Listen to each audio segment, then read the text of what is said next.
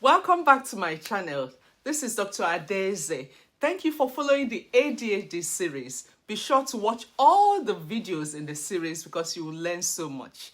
So, we're going to talk about what happens after you have got an ADHD diagnosis. You might be wondering, so what happens next? So, we'll be talking all about its management in children. And this is not just about encouraging you to take medicines. We want to break it down in a way that gives parents and carers the right information they need.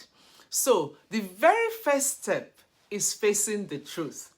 Hearing that your child has ADHD can feel like a massive blow. It can be confusing, it can be terrifying, and even heartbreaking. But pretending it isn't real won't make it disappear. The truth is that ADHD is not a life sentence. It's a different wiring of the brain. It's not a broken brain. So the sooner one stops running away from the diagnosis, the sooner the child can begin to thrive. Too many children are slipping through the cracks. They are falling behind in school. They are struggling to make friends. They are battling with low self-esteem, not because they have ADHD, but because the people who love them the most are too afraid to name it. Don't let your fear become your child's burden. Don't let pride or denial steal their chance at a better life. Take the bull by the horn, face it, name it, and get help. Because every day you wait is a day that your child will lose ground that they may never regain. Now, the second step in managing ADHD is understanding that it's not magically fixed. And that management includes three main tools. Okay, so number one is behavior therapy. Number two, medication. Number three, both of them working together. Because sometimes that's what's best for the child. Okay, so let's take them one by one. Behavior therapy. That is the first step. And this means your child is working with a counselor or therapist who teaches the child, and sometimes you as a parent, skills like how to follow instructions, how to wait your turn, how to handle big feelings, big emotions, how to stay organized. So we're teaching the child better ways to behave, helping them to follow rules. So parents and teachers will need to work together. They will need to work hand in hand to help the child to learn how to stay calm, to learn to listen better, and to know what to do in different situations. It's like giving your child a guidebook for life, a way of handling tricky moments. So this first stage usually goes on for 4 to 6 months, and during that time, the therapist is watching to see how well the child is doing. If things improve a lot, then that's fantastic. That may be all the child needs, some therapy, okay? But if not, then it might be time to add on medication, okay? Now, medication for ADHD is one that raises a lot of emotions among parents, and that's understandable. There are different kinds of medication, but most of them work by helping your brain to focus better and to calm down that go-go feeling. Okay, but some parents worry when they hear the word medication. So let's look at their main concerns. There's usually the concern parents will say, it turns my child into a zombie. Looks like they tuned off. Well, sometimes when a hyperactive child becomes quiet for the first time, it feels like they are too quiet. But it's not because they are too quiet. It's because you are used to their hyperactivity. So now that they are quiet, you feel that something is wrong. It's actually just their brain slowing down enough to focus. That's their new normal. And over time, with the right medication, we often have to adjust the medication. The specialist will adjust it and adjust it. Eventually, this child starts feeling back to themselves, but calmer. Okay, so that's how the medication works. So the other concern parents have is that it suppresses the appetite of the child. And yes, appetite can go down. Appetite can go down when the child takes the ADHD medication, but there are ways around it. One of the ways is to make sure you don't give the medicine too early before breakfast. You might need to let them eat first and then give the medicine right after they've eaten. The other thing will be to make sure they have available snacks through the day. Healthy snacks, aim for something healthy. And then some kids may not feel hungry by dinner time. That's fine. Just give them the dinner a bit later, okay? Try and adjust the routine to fit their needs. For some other children taking ADHD medication, They might find that it's affecting their sleep. They may have trouble sleeping. But again, set a bedtime routine. Do the same thing each night, like bath, story, lights out. Bath, story, lights out. Bath, story, lights out. Keep that routine. Turn off anything that will excite them before bed, like cartoons or video games, and make sure that there's no electronics in the bedroom. A TV or game, all those things, is not a sign of being rich. It's actually a sign that your child may not be getting enough sleep. So let's talk about the power of routine.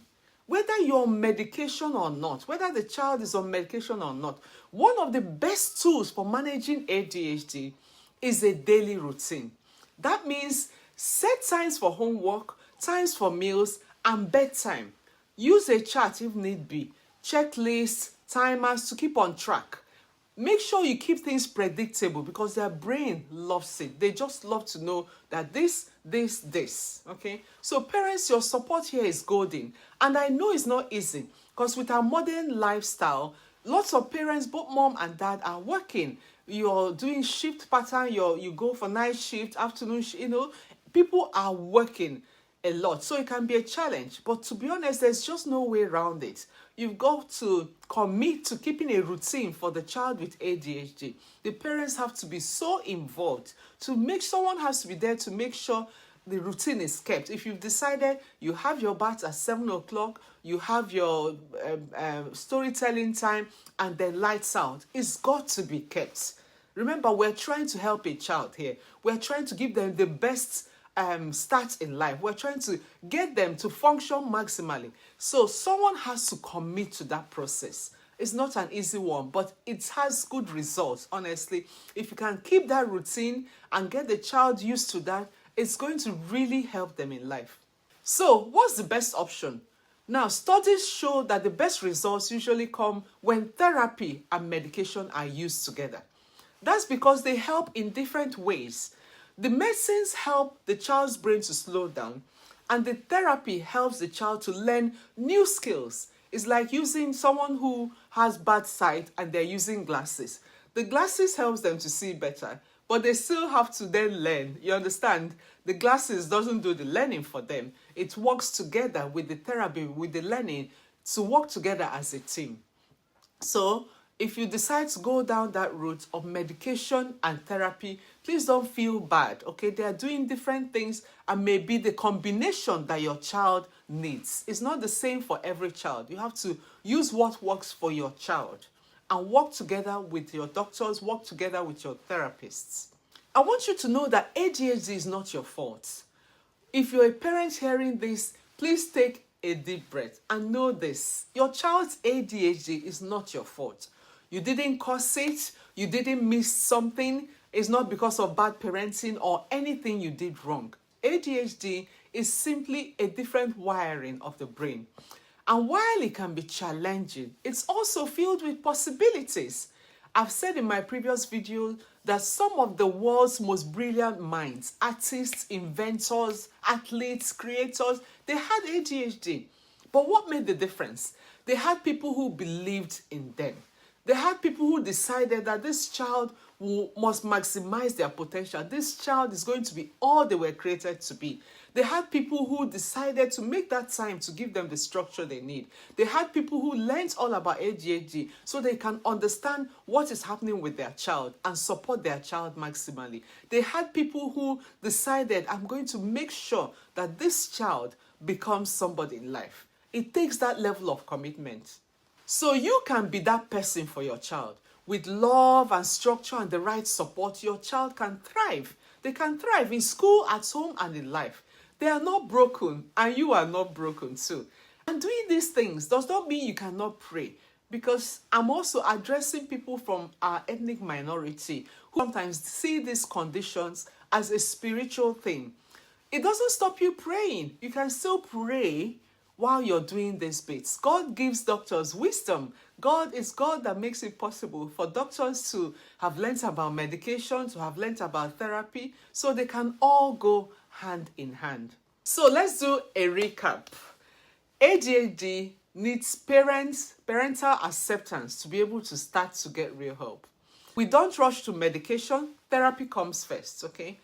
Medication and therapy can be the best combination for many children.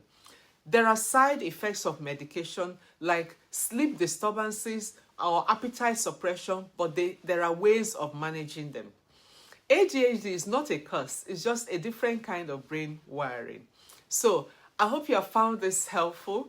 Please share with your family or someone who might need it. Whether you're a kid or a parent or a teacher, understanding ADHD is the first step to helping the child to thrive. Okay, so subscribe for more real talk about health and our bodies and medical conditions. Thank you so much for watching, and remember, your brain isn't broken, it's just built differently, and that's totally okay. So watch the whole ADHD series and share it, and I'll see you back in my very next video. Bye.